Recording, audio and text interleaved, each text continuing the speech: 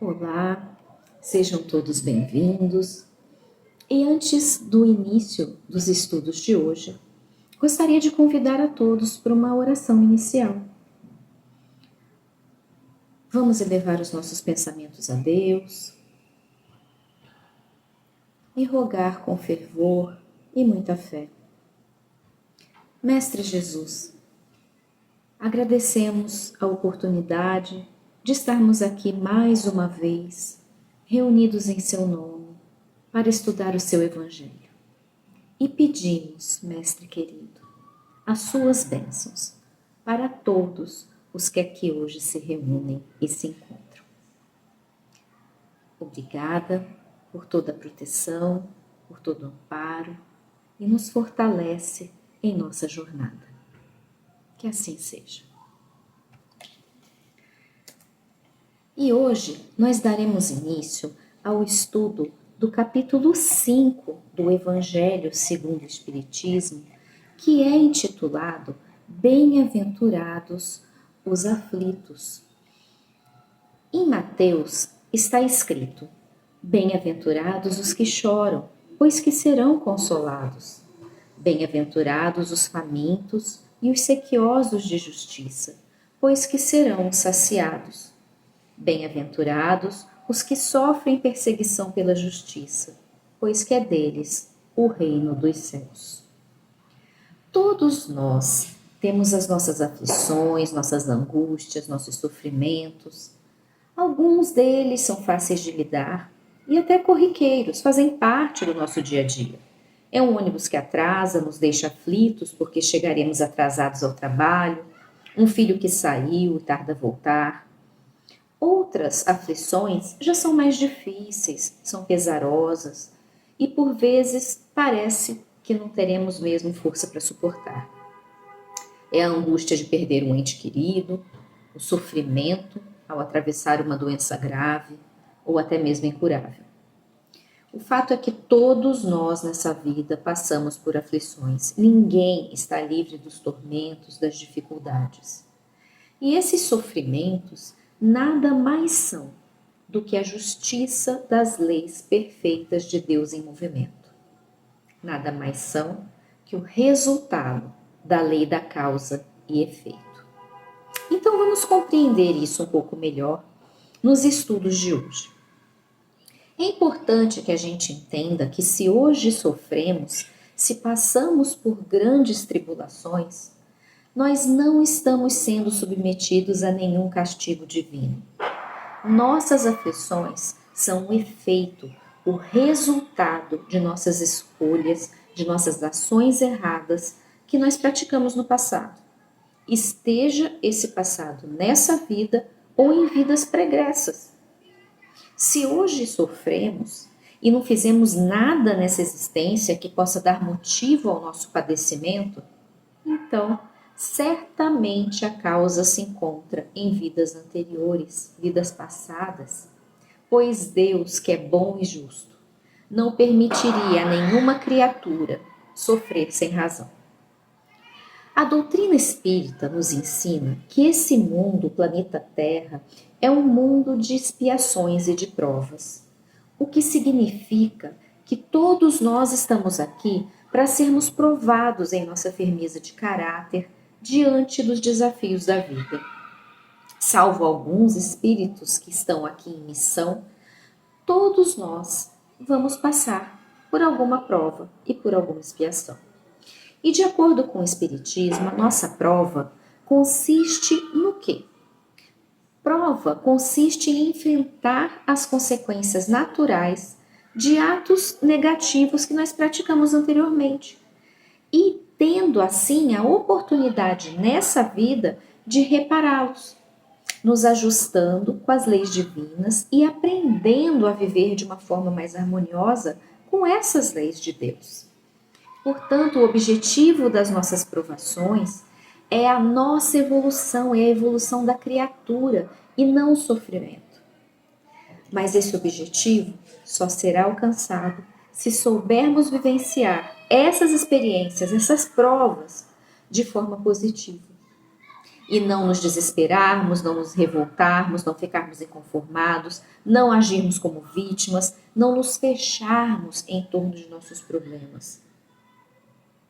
Toda vez que nós agimos com esse procedimento negativo, isso gera um sofrimento ainda maior, sem alívio, e não há nenhum aproveitamento benéfico de que o nosso espírito possa então usufruir. Porque quando diante das provas nos revoltamos contra Deus e contra todos, nós estamos agindo com desespero, estamos agindo com falta de fé. É isso que Jesus quis nos ensinar quando disse: bem-aventurados os que choram, porque serão consolados, compreendendo que se trata da justiça divina em ação, aceitando as provações com resignação, com paciência, nós receberemos o conforto de que fala Jesus. Nossos sofrimentos e aflições devem então ser encarados sempre do ponto de vista de nós, enquanto espíritos imortais, que estamos aqui reencarnados, em evolução, passando por mais uma oportunidade de aprender e crescer. Jesus também disse: bem-aventurados os que têm fome e sede de justiça, porque serão saciados. Em um mundo como o nosso, que ainda é muito marcado pelo orgulho, pelo egoísmo, nós vemos todos os dias muitas injustiças, em consequência até das desigualdades entre os homens, que muitas vezes veem seus direitos desrespeitados, muitas vezes não tem ninguém quem lhes ouça. E quando surge aqueles que buscam defender os mais fracos, os injustiçados, falar por aqueles que não têm voz, buscando para esses algum direito, tentando combater o erro, esses que gostariam de ajudar acabam incomodando algumas pessoas e acabam até por se tornar alvo de perseguições. Porém, o Mestre Jesus afirmou que o futuro lhes reserva muitas alegrias, quando disse: bem-aventurados os que sofrem perseguição em nome da justiça, pois é deles o reino dos céus. Quando nós olhamos a nossa existência, desde o momento em que saímos das mãos do Criador, das mãos de Deus, e olhamos para frente, toda a nossa trajetória futura, até que nós iremos um dia nos tornarmos espíritos puros, espíritos perfeitos, quando a gente tem essa visão da nossa existência, os nossos horizontes se expandem e nós conseguimos ver que todas as experiências, sejam elas boas ou ruins, pelas quais passamos nas diversas encarnações que já tivemos e ainda teremos, elas nos são proveitosas, elas servem para o nosso crescimento moral, para o nosso aperfeiçoamento espiritual. E se nós fizermos uma autoanálise sincera, uma análise de nós mesmos, veremos que na maioria das vezes nós é que somos os causadores do nosso próprio sofrimento. Porque os sofrimentos existem para nos alertar que nós erramos, para que a gente perceba as consequências dos nossos atos ruins, das nossas ações impensadas, dos nossos pensamentos venenosos, das nossas palavras más. Os sofrimentos existem para nos mostrar a diferença entre o bem e o mal. Os sofrimentos existem para nos mostrar a diferença entre o bem e o mal. Muitas vezes as consequências chegam rápido do nosso mal proceder e nos é fácil compreender a conexão, entre o que nos aflige nesse momento e em razão daquele mal que nós fizemos ou praticamos. Porém, outras vezes, as consequências demoram e a gente acaba por esquecer. E por não nos lembrarmos do mal que fizemos em anos, décadas passadas, nós acabamos por julgar que não somos merecedores do que está nos acontecendo agora. É quando geralmente, diante de uma dificuldade, de um percalço da vida, a gente se pega perguntando a nós mesmos: o que foi que eu fiz para merecer isso? A gente pode não saber, a gente pode não lembrar, mas certamente nós fizemos algo para merecer, porque a justiça de Deus não falha jamais. Nenhum pai daria corrigindo a seu filho sem que esse filho houvesse feito algo ruim ou inadequado. A justiça de Deus é perfeita e soberana. Ele é o Pai de todos nós. A justiça divina pode até tardar, mas não falha jamais. Isso explica a felicidade que alguns desfrutam, enquanto outros só encontram sofrimento. Cada qual está colhendo aquilo que plantou. Se foi duro, se foi desumano, poderá essa pessoa vir a ser colocada futuramente em situação semelhante, em que será tratada com desprezo e desumanidade. Se foi egoísta e mesquinho, se faz mau uso de sua riqueza, poderá ser privado até mesmo do necessário para a sobrevivência do corpo. Assim como os nossos sofrimentos de agora têm sua causa em algum momento anterior de nossas vidas ou de vidas passadas, tudo aquilo que estivermos fazendo de mal nessa vida, agora, terá reflexos mais para frente. Muitas vezes não sofremos as consequências nessa mesma vida.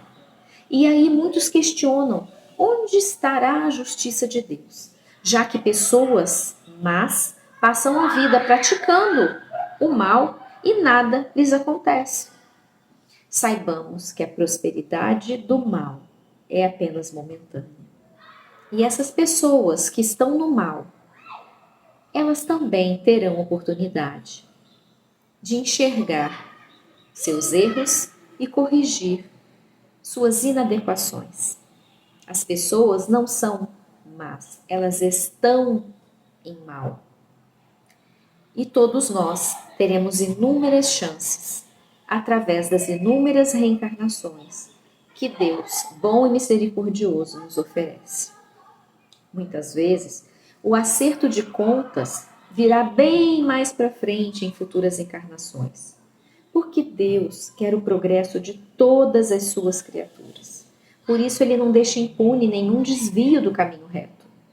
Todo mal exige reparação. Da mesma forma que todo bem que praticamos será recompensado.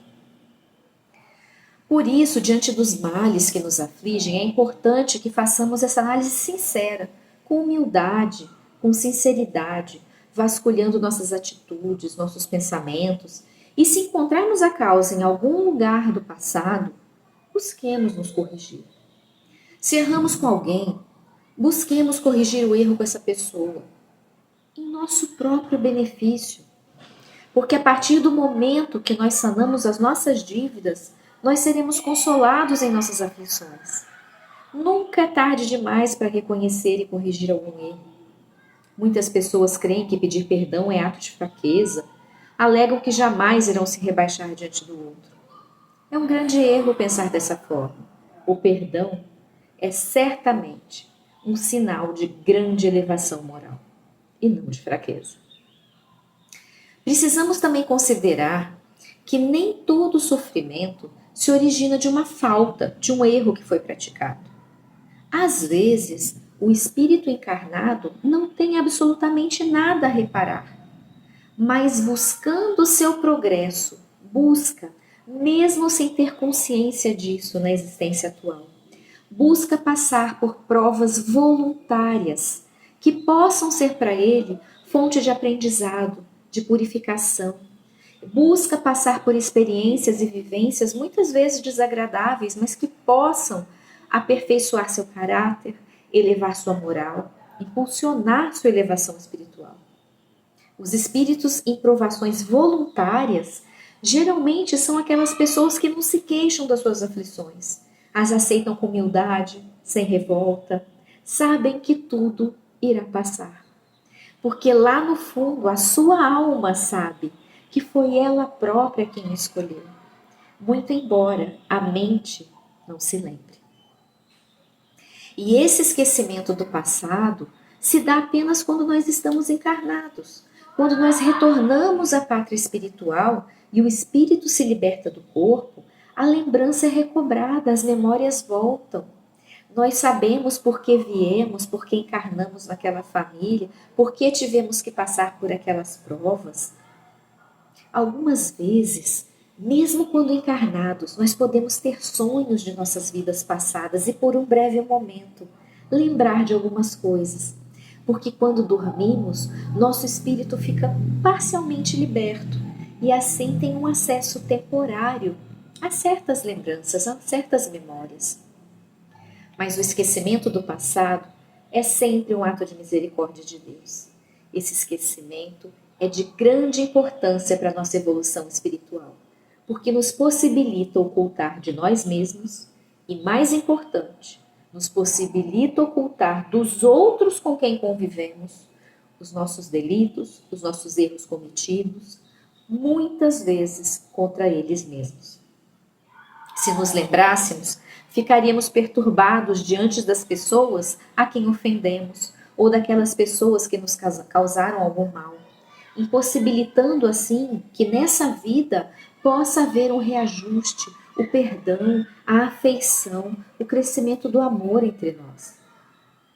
Porque muitas vezes nós somos colocados junto daqueles a quem prejudicamos ou daqueles que nos causaram algum prejuízo, justamente para que possamos nos reconciliar em espírito. Imaginem se nós pudéssemos nos lembrar de nossos fracassos, de nossos ódios, de nossos rancores e remorsos, de nossos crimes. Como nós viveríamos em paz? Como teríamos o olhar esperançoso no futuro? As recordações seriam sempre um obstáculo, atormentando a nossa existência. Por isso, o esquecimento do passado, de nossas existências anteriores, de tudo que fizemos antes de reencarnarmos, é bênção divina, que nos permite recomeçar do zero, sem o peso de nossos erros anteriores sobre os ombros. Porém, mesmo sem nos lembrarmos do que fizemos, a nossa consciência está aqui para nos alertar. As nossas más tendências nos avisam e nos indicam qual a fraqueza moral que nos induziu ao erro, que nos induziu à queda nas nossas vidas anteriores. Por exemplo, se temos o impulso de mentir, se somos intolerantes, se temos o instinto de sermos briguentos ou agressivos, se temos a tendência de controlar os outros, se não conseguimos emprestar ou dar nada a ninguém. Esses pendores, essas tendências, indicam se temos que voltar nossa atenção para controlar o nosso egoísmo, o nosso orgulho, a nossa vaidade, a nossa ambição, a nossa ira. E as boas resoluções que nós tomarmos nessa existência para nos corrigir é sinal de progresso, sinal do bem que vem de Deus, nos dando forças para resistir às tentações, para reconhecer esses maus pendores que tanto prejudicam o nosso adiantamento. É sempre muito difícil quando passamos por provações e por sofrimentos. Mas lembremos que sempre que sentirmos as nossas forças diminuírem, que podemos sempre nos conectar ao mais alto e fazermos uma oração. Podemos pedir a ajuda do Mestre Jesus, dos bons espíritos que nos assistem, porque eles sempre nos socorrerão, nos sustentarão, nos fortalecerão, para que possamos atravessar esses momentos difíceis. Se soubermos passar por nossas provas dignamente, nosso exemplo pode inclusive ser proveitoso para outras pessoas, porque muitas pessoas se recuperam, conseguem se reerguer dos percalços da vida delas apenas observando o exemplo de outras, que em circunstâncias parecidas venceram. Quantas vezes nós já ouvimos ou até já dissemos, se ele conseguiu, eu também consigo. Um exemplo vale muito mais do que muitas palavras e muitos conselhos.